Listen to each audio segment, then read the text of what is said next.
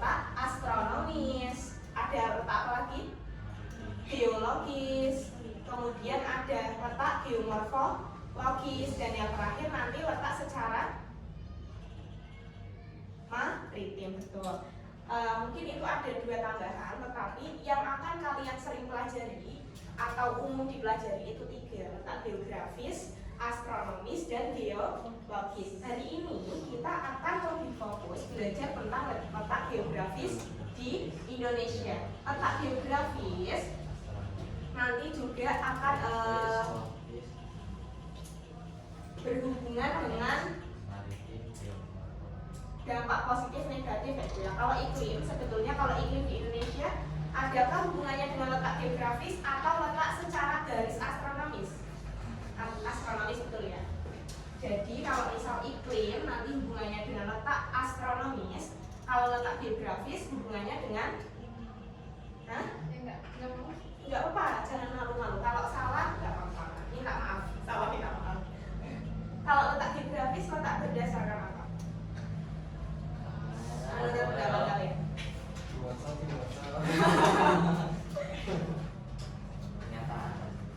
Iya, letak kenyataan, kelihatannya kayak gitu ya dari peta. Misalnya Kabupaten Batam secara nyata berdekatan dengan apa? Di mananya? Iya, misalnya secara geografis Kabupaten Batam itu bersebelahan dengan Kota Pekalongan dan Kabupaten Kendal, misalnya seperti itu. Atau secara geografis Kabupaten Batam itu berada di Provinsi Jawa Tengah, itu berdasarkan kenyataan. Nah, tetapi yang akan kita bahas adalah letak geografis Indonesia.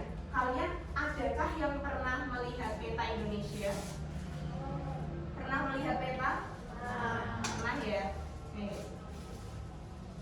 Misalnya seperti ini. Mohon maaf ya, tidak sempurna ya bentuknya ya. Nah, kalau kalian lihat dari peta, Indonesia itu berada di mana? Kalau tadi misalnya Kabupaten Batam secara geografis itu berada di Provinsi Jawa Tengah. Kalau Indonesia secara geografis, Indonesia secara geografis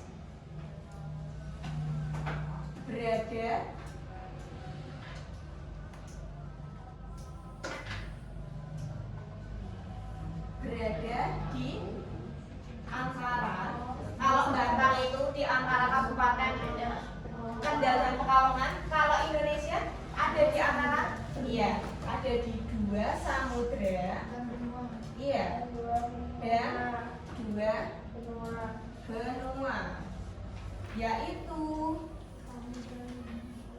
Samudra Hindia dan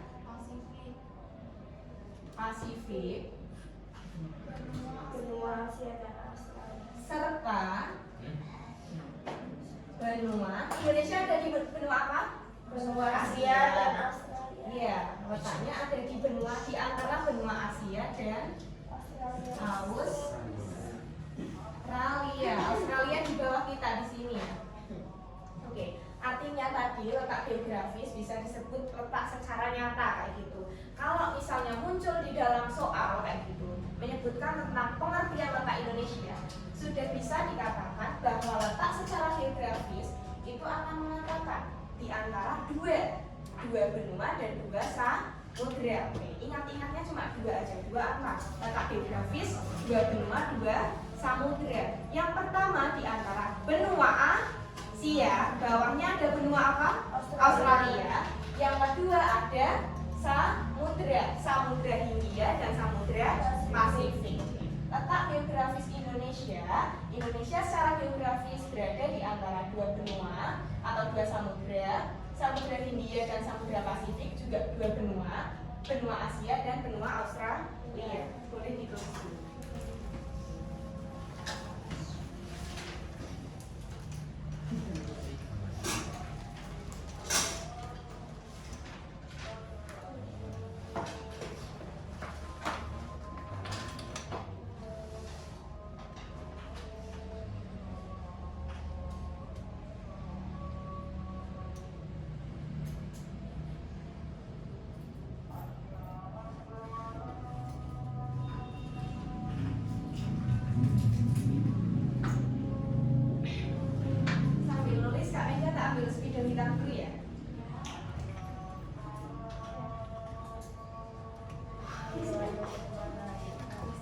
Simpan.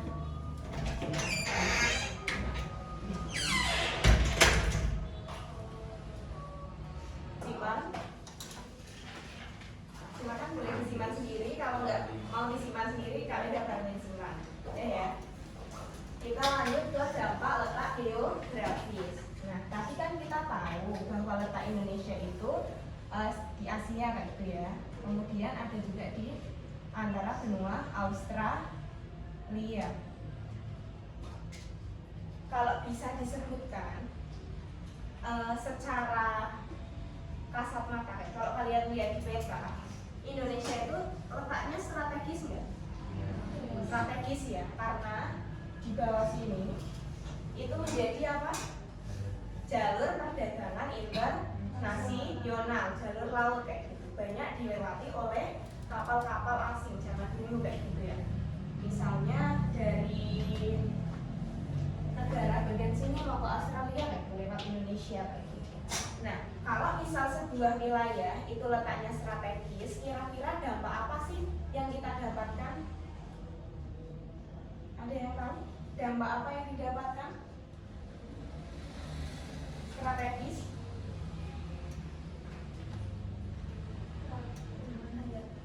Keragaman. Kalau hayati itu hewan bisa aja gitu ya. Tapi yang paling nyata dilihat adalah karena banyak didatangi atau dilewati oleh bangsa asing. Bangsa asingnya cuma lewat apa mampir? Mampir. Kalau mampir meninggalkan kebudayaan enggak kira-kira? Iya, artinya apa? Karena tadi letaknya strategis, banyak dilewati dan didatangi oleh bangsa-bangsa asing, bangsa Eropa, atau mungkin dari awalnya kayak gitu ya. Awal kan dari Arab misalnya kayak gitu, dagang Cina. Pada masa Hindu-Buddha kan berarti India dulu kayak gitu ya. Kemudian Indonesia pada masa Islam dilewati lagi oleh Arab kayak gitu, sama Cina. Setelah itu penjajahan disinggahi oleh Belanda. Mereka bersinggah di sini sekaligus meninggalkan kebudayaan. Oleh karena itu, karena letak kita strategis di antara dua benua dan menjadi jalur perdagangan internasional, artinya kita mendapatkan dampaknya apa tadi? Betul, keanekaragaman budaya yang tinggi.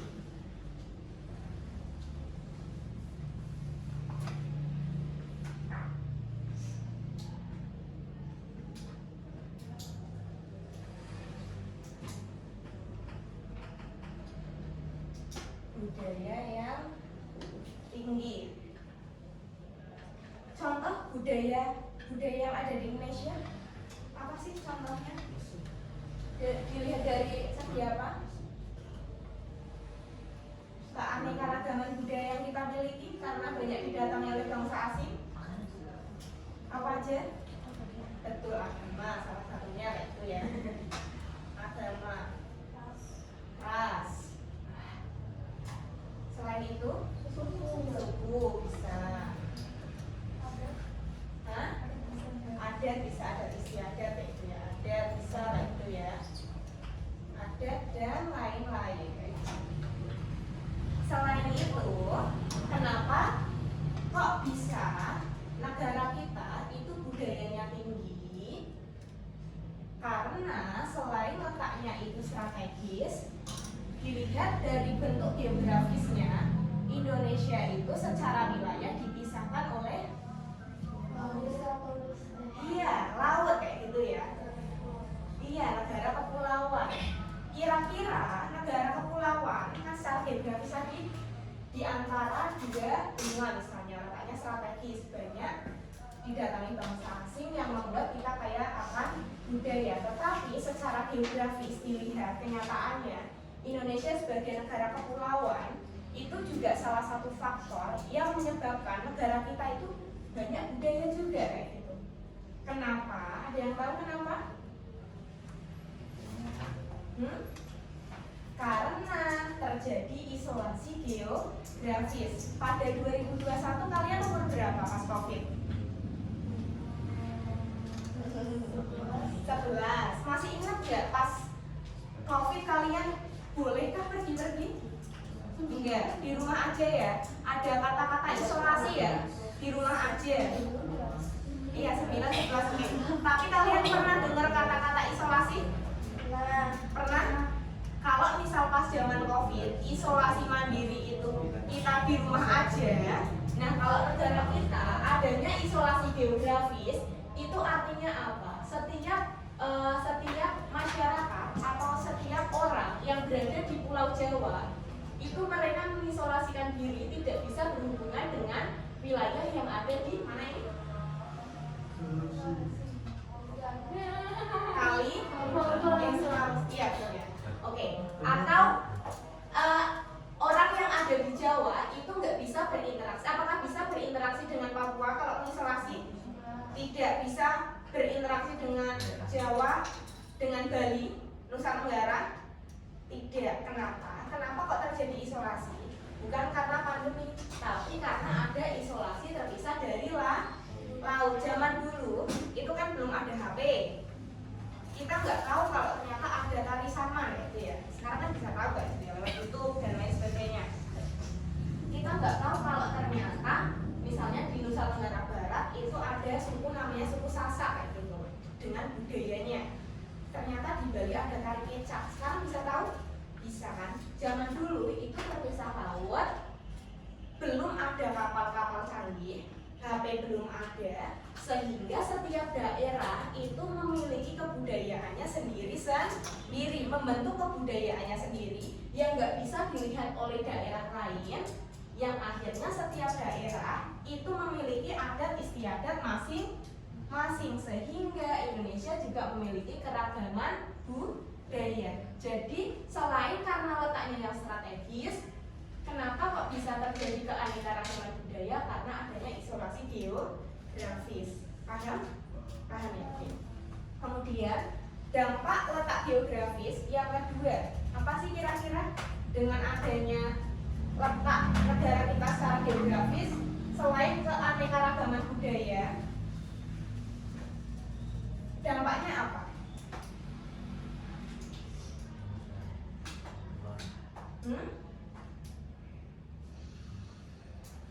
Apa sih di sini disebut jalur apa?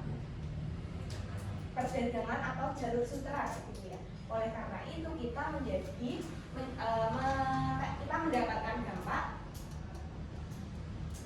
menjadi daerah yang iya betul, daerah yang strategis. Strategisnya secara apa? Menjadi jalur perdagangan internasional, betul. Sebagai jalur perdagangan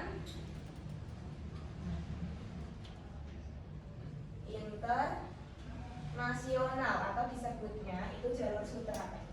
Jadi kalau misal ada soal dampak letak geografis, yang pertama keanekaragaman budaya yang tinggi, tadi disebabkan karena letaknya yang strategis, ada isolasi geografis, banyak didatangi bangsa asing dan setiap daerah membuat kebudayaannya sendiri-sendiri.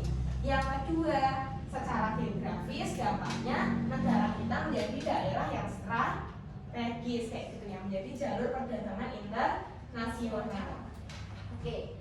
Nah, biasanya di sekolah itu kan yang dibahas masih ini dampak positifnya kayak gitu ya. Tapi di sini tak ada muatannya. Kira-kira letak kita yang strategis itu ada dampak negatifnya nggak sih? Ada. Contohnya? Iya, bisa kayak gitu ya. Jadi kita karena keanekaragaman budaya mudah terpengaruh budaya asing,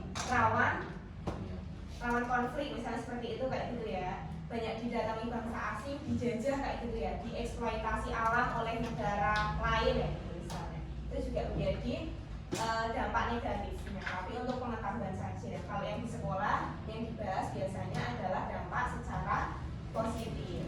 Jadi ada dua. Ada yang mau ditanyakan sampai dampak letak geografis? Tidak.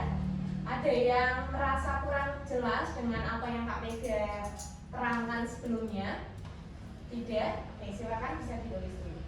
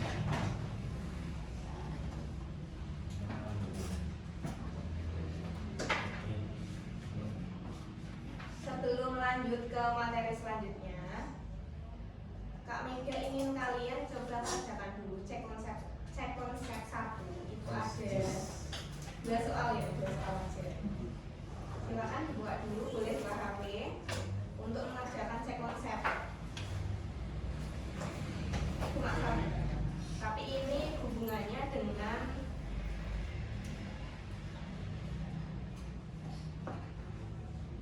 tenaga Indonesia.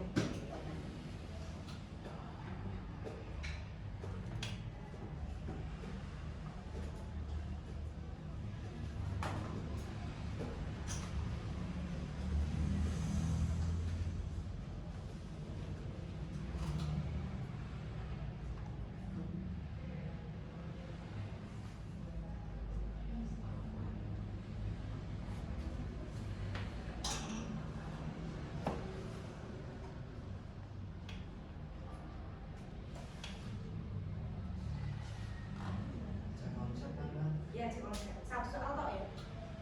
Apa dua? Dua.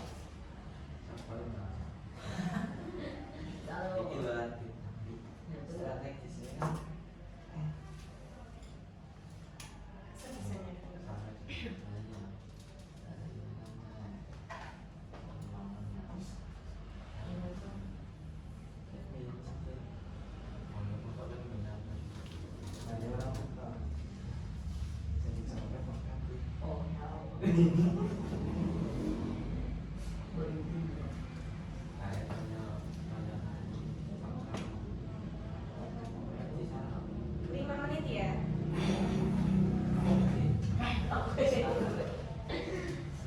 Well, itu banget.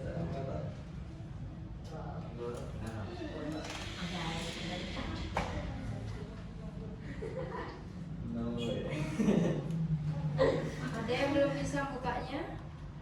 Tanyain dulu Kak. Ada yang belum bisa? Kamu belum bisa? Kenapa? Oh belum terdaftar akunnya. Nanti di bawah sih nggak apa-apa ini di loncat dulu aja. Cek konsep pas Iya, cek konsep. Saya cek konsep.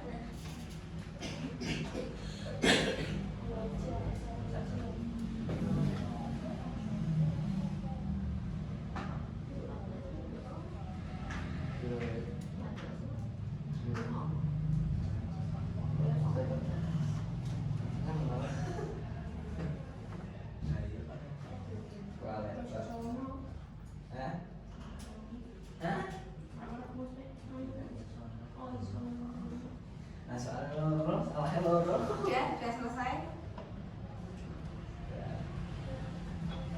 Nggak apa-apa, kirim aja. Ini kita lanjut ke letak astronomis. Nanti berarti hubungannya dengan iklim. Sambil mengerjakan yang sudah juga ada yang tahu apa itu letak astronomis? Pernah lihat nggak peta Indonesia yang ada garis-garisnya? Pernah ya? Garis lintang dan Iya, garis lintang, garis bujur. Ada ini ya, ada garis-garisnya ya. Terus ini juga ada garis-garisnya. Nah, berarti apa sih artinya garis astronomis itu atau letak astronomis itu ada, bisa dikatakan garis khayal baik secara horizontal maupun vertikal juga.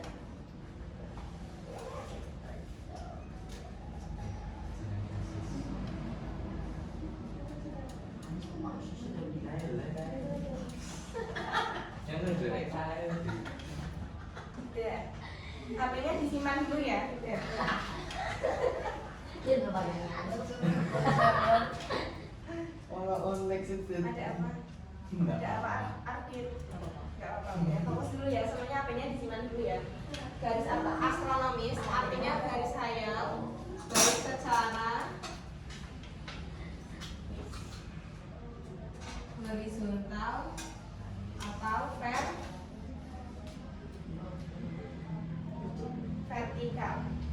Nah, letak astronomis itu adalah letak apa?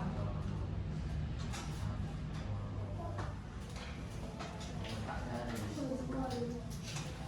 letak suatu posisi Ya, letak wilayah Indonesia berdasarkan garis betul berdasarkan garis lintang dan garis bujur.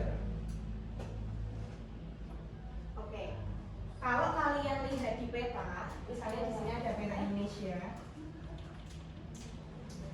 ada peta Indonesia. Misalnya di sini ada peta Indonesia, kan ada garis-garisnya. Artinya itu apa sih? Garis itu membagi berdasarkan waktu. Iya, makanya kenapa kok setiap daerah itu berbeda-beda waktunya, kayak gitu ya, selisih 1 jam kalau di Indonesia kayak gitu, atau selisih bahkan nggak usah setiap pulau kayak gitu.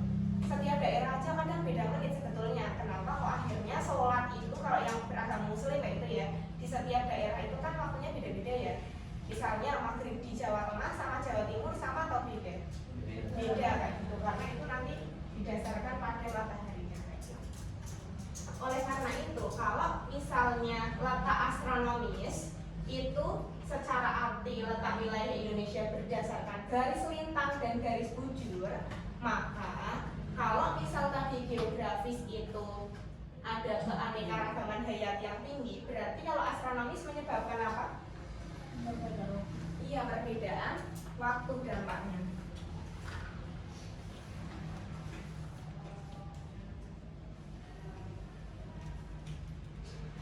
Perbedaan waktu, betul. Terus selain perbedaan waktu, yang kedua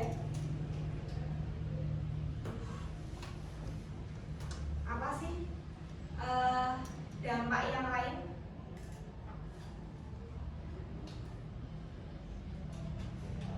Selain perbedaan waktu, iklim, betul. Kenapa kok bisa iklim? Yang sebelah sini sudah? Sudah ya.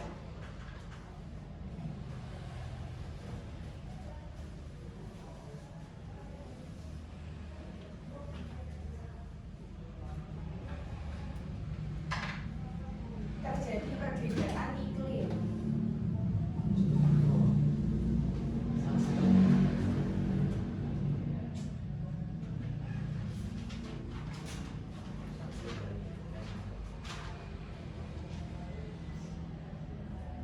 Iklimnya apa di Indonesia? Iya, tropis. Indonesia kalau di dunia letaknya di mana? bawah Di tengah ya, ya boleh di tengah kayak gitu ya. Ada di sini, ada di garis katulis Niwa kayak gitu. Nah tadi letak astronomis itu kan terjadi perbedaan waktu kayak gitu ya, berdasarkan matahari juga, perputaran matahari kayak gitu.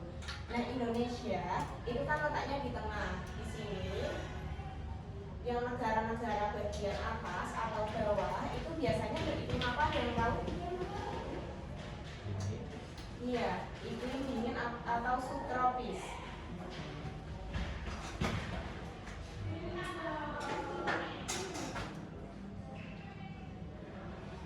Ini juga sama, subtropis.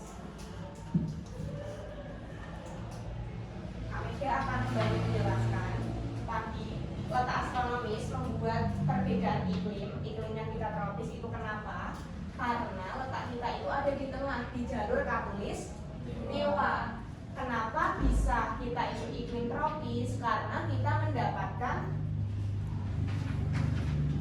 matahari sepanjang tahun, sinar matahari sepanjang tahun.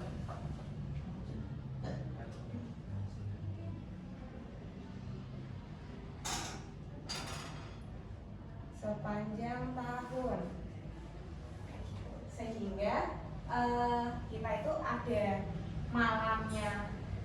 Intinya kalau yang di tengah, wilayah yang di tengah itu dapat malam 12 jam, dapat siang 12 jam. yang letaknya di subtropis yang di atas itu kan mataharinya sedikit ya, yang akhirnya membuat mereka itu ada esnya karena nggak dapat matahari terus. Kalau ini kalian bayangkan ini adalah bumi kayak gitu, yang di tengah dalam mengelilingi matahari kayak gitu, bumi mengelilingi matahari kayak gitu ya. Yang negara-negara yang letaknya di tengah, termasuk Indonesia, itu akan mendapatkan sinar matahari sepanjang tahun, terus dapat matahari terus. Dapat siang 12 jam, dapat malam 12 jam. Sedangkan negara-negara yang berada di atas atau di bawah bumi kayak gitu, letaknya di atas dan di bawah, itu mereka tidak mendapatkan matahari sepanjang tahun. Dapat mataharinya cuma beberapa jam aja. Bahkan ada yang malamnya itu cuma sebentar, ada yang malamnya lama kan itu ya. Nah kita itu di tengah, itu malam 12 jam, siang 12 jam. Nah itulah makanya terjadi perbedaan iklim, salah satunya itu. Apa kalau secara singkat yaitu berdasarkan garis astronomis dan secara ini garis khatulistiwa kalau Indonesia. Kebayang nggak? Terbayang? Bumi di tengah, intinya kalau yang di tengah itu mendapatkan sinar matahari sepanjang tahun, malam 12 jam, siang 12 jam. Makanya iklimnya tropis itu ada hujan, ada kemarau. Karena setengah-setengah kita juga 6 bulan hujan, 6 bulan kemarau. Meskipun kadang-kadang ada anomali kayak gitu ya, kemarau panjangan itu ya.